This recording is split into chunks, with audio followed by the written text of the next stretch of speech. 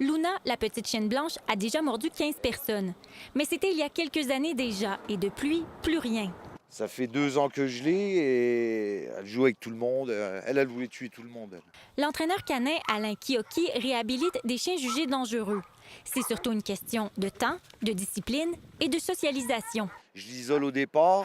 Je rentre avec un chien dans l'enclos. Je vais le mettre dans un enclos. Je rentre avec un chien dans l'enclos. Je vais passer du temps avec.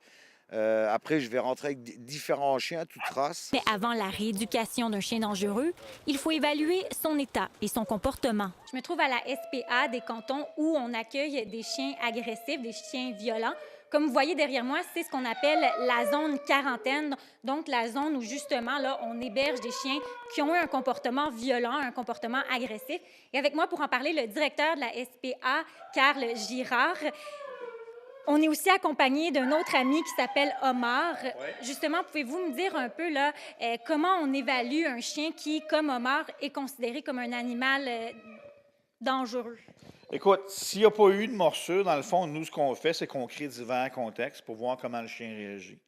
Donc, on va le mettre en contact avec un autre chien, avec un chat. On va lui donner des jouets, lui enlever, la bouffe, tout ça. 80 du comportement d'un chien est influencé par l'homme. Quand la SPA prend un chien en charge, elle dresse donc un bilan du contexte social qui entoure l'animal. Là, on est capable d'évaluer le niveau de dangerosité du chien, là, savoir si c'est un chien qui a un niveau de dangerosité élevé ou plus bas. Si tout se passe bien, le chien peut éventuellement regagner une famille. Et le cas de Luna en est un bon exemple. Marie-Lise Mormina, TVA Nouvelles, Sherbrooke.